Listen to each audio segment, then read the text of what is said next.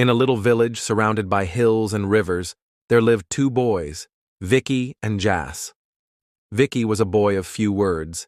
He rarely spoke unless necessary. He spent most of his time helping his grandfather in the fields, reading books under the banyan tree, or solving puzzles he created for himself. He was sharp, intelligent, and thoughtful. But Vicky had a strange belief. Wisdom doesn't need to shout. So he never showed off, never boasted. He simply did his work silently, often helping others in ways they never even realized. On the other hand, Jas was the complete opposite. He wasn't as sharp as Vicky, but he had mastered one skill, the art of pretending. He would use big words he didn't understand, make up stories about ideas he never had, and take credit for others' work. But the villagers? Oh, they adored him. Jas is such a brilliant boy, they would say.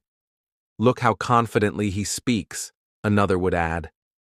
And in the background, Vicky would just smile and walk away, not bothered by the praise Jas received.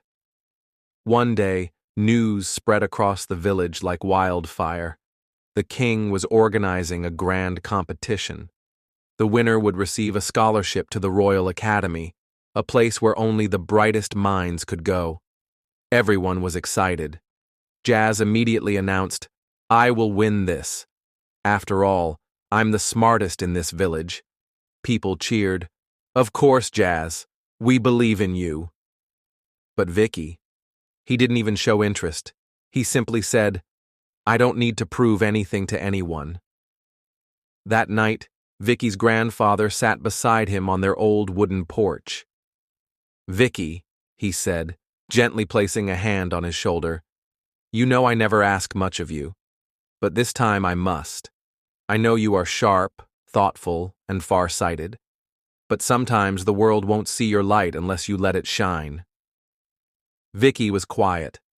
His grandfather continued, "Son, it's not about showing off.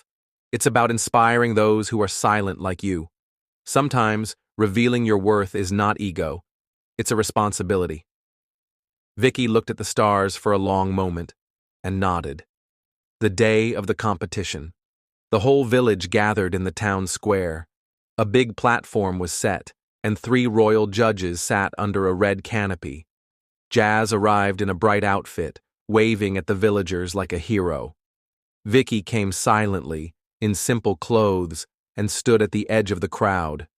The competition had 3 rounds: riddle-solving, real-life problem-solving, the final test, a silent challenge.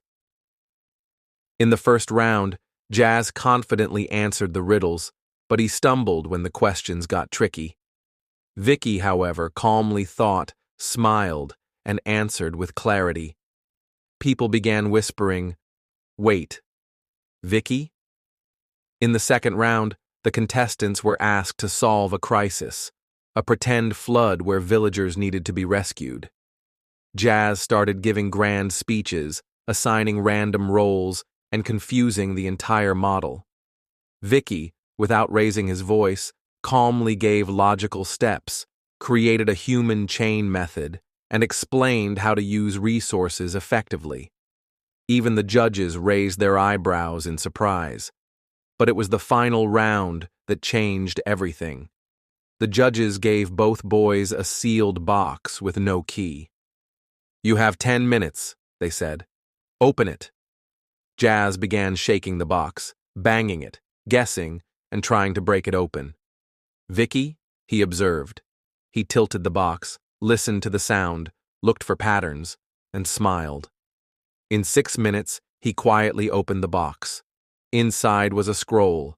The judges told him to read it aloud. It said, "This box was never about strength or speed. It was about patience, observation, and logic, the traits of a true leader." The crowd erupted in applause. The king himself stood up. "Vicky, you have shown us what true intelligence looks like. Silent, humble, and effective. You will be our royal scholar." Jas stood frozen. His mask had fallen. And the villagers? They looked at Vicky with new eyes. They hadn't noticed before, but his silence had depth. Moral of the story. Pretending may win you applause for a day, but true strength lies in not pretending at all. Real power doesn't need noise, it speaks through actions. Vicky taught the village that being quiet doesn't mean being weak, and sometimes the ones who speak the least have the most to say.